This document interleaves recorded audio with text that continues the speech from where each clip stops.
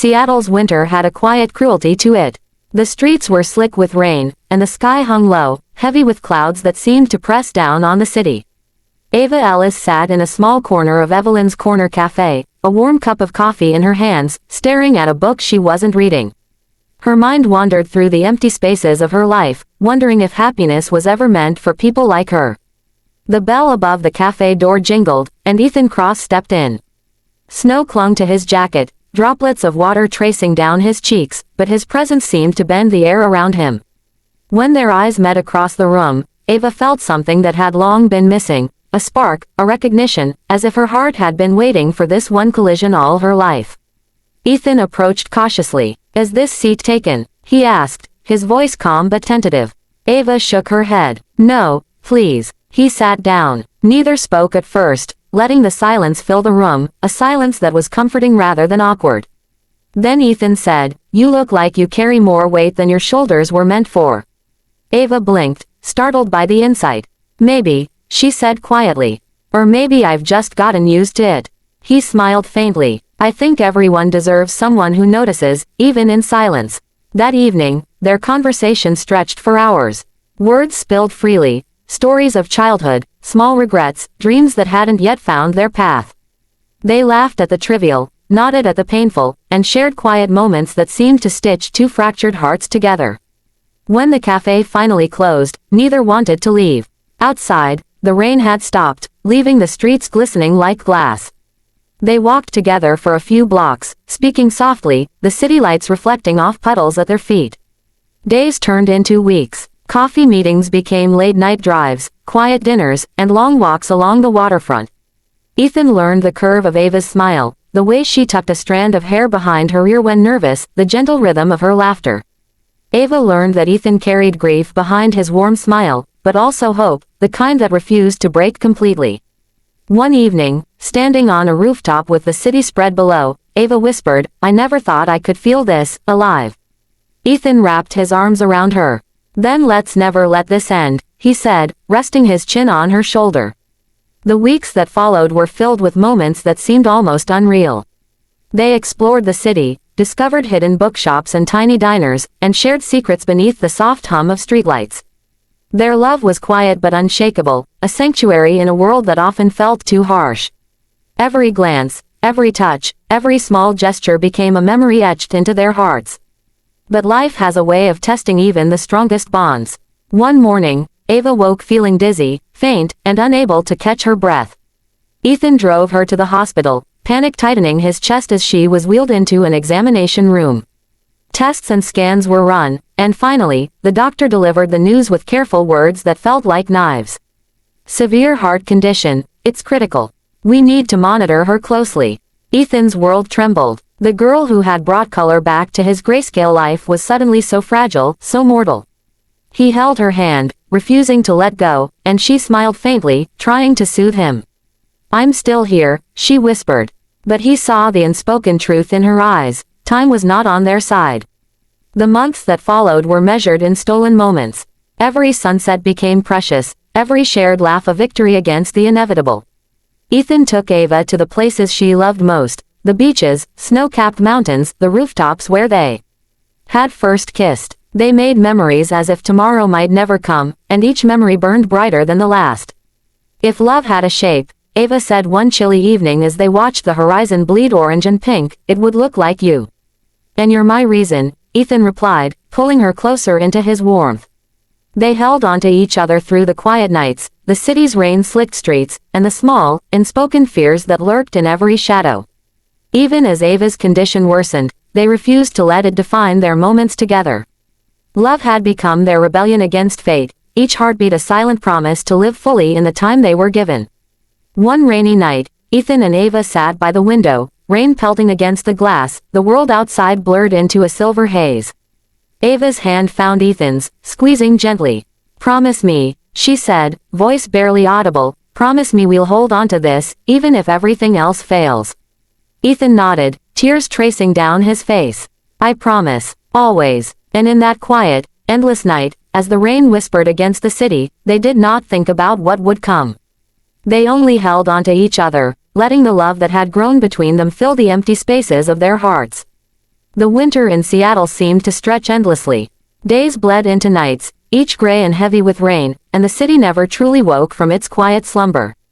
Ethan Cross woke every morning to the sound of rainfall on his apartment window, a reminder that the world continued moving even when his heart refused. Yet, amidst the cold and the ceaseless drizzle, there was one anchor, Ava Alice. Ava's condition had become a silent undertow, present in every heartbeat, every breath, every smile. Her smiles had grown weaker, but each one felt more precious than the sunlit sky. Ethan had begun measuring life not in hours or days, but in moments with her. Each moment was a gift, fragile yet intensely alive. They spent the days wandering through their favorite corners of Seattle. The old bookstore where they had first met now held their laughter and quiet conversations, the smell of old pages mingling with Ava's subtle perfume. Ethan watched her carefully, noticing the slight falter in her steps, the quiet pauses between breaths, and the way her eyes sometimes seemed to glance beyond the present, as if knowing what was coming. "I wish we could stay like this forever," Ethan said one afternoon, their hands entwined as they watched the sunlight struggle through the clouds. Ava smiled faintly, the corners of her lips trembling. "Forever is a long time, but this moment, right now, it's ours. That has to be enough." They visited the rooftop where the skyline stretched before them like a living painting. Nights spent wrapped in blankets, sipping lukewarm coffee, sharing stories of their pasts, fears, and dreams, it was here that the gravity of their love fully settled. Every laugh became a lifeline, every tear a thread holding them together. Ethan had started documenting their days. Not for anyone else, but for him, to capture what they had, to hold on to what felt increasingly temporary. He wrote down her words, the way she laughed, the tiny habits she had, how she tucked hair behind her ear when she was nervous, how her eyes sparkled at the first sight of the rain. But life, as it always does, waited silently in the shadows. Ava's hospital visits became more frequent. Tests revealed subtle declines that weren't there the week before.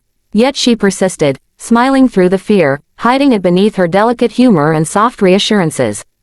"Don't let this steal us," she said one night, her hand pressed lightly against his chest. "Promise me, no matter what, we won't let fear rule our time together." Ethan nodded, pressing a kiss to her forehead.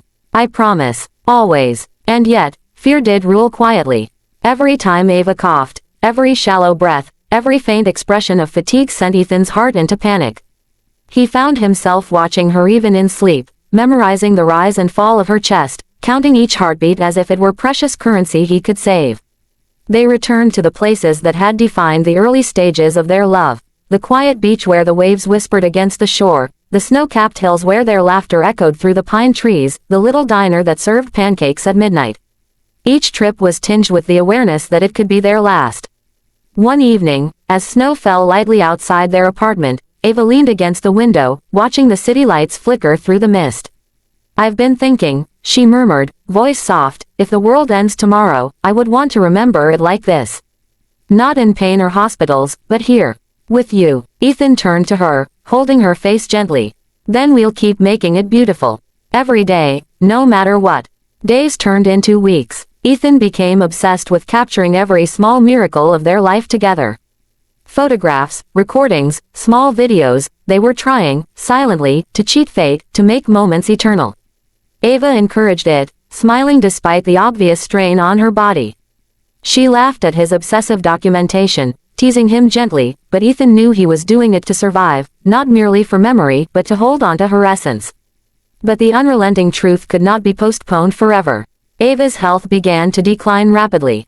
Her hospital visits grew longer, her recovery slower. Tests revealed an increasingly fragile heart, weaker than before.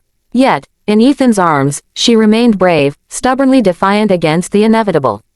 One night, Ava awoke gasping slightly, the room dimly lit by streetlights casting shadows across the walls. Ethan was immediately awake, shaking her gently. "It's okay. I'm right here," he whispered. She squeezed his hand. "I'm scared," she admitted, the words soft, almost drowned by the steady hum of the machines monitoring her. "I'm right here. I won't let anything happen," Ethan promised, though the tightening in his chest betrayed him. Even in fear, their love deepened. Ethan held her as they sat by the window, watching the faint glow of the city. "We'll make it through this," he said, more to convince himself than her. Ava looked at him with eyes full of gratitude and sorrow. Even if I don't, promise me you'll keep living, Ethan. Promise me you'll remember us with joy, not only pain. He nodded, swallowing the lump in his throat. I promise, he said. But deep down, he knew the coming days would test the limits of every promise they had made. The nights grew colder. The quiet moments in their apartment became more charged with unspoken tension. Each cough, each faltering step reminded them both of the impermanence of their time together. Ethan found himself wishing for miracles, bargaining silently with life, imagining countless scenarios where Ava could somehow remain untouched by fate's hand. Despite the fear, they laughed. They fought minor quarrels over trivial things, what to cook, which movie to watch, which route to take on their walks. But each argument, each playful tease, carried the bittersweet weight of inevitability. Even small quarrels became precious. They were proof of life, proof that their love persisted despite the shadow looming ever closer. Ethan began teaching Ava the songs he wrote, sharing lyrics, melodies, and unfinished music with her. She listened intently, correcting notes, suggesting changes, humming along.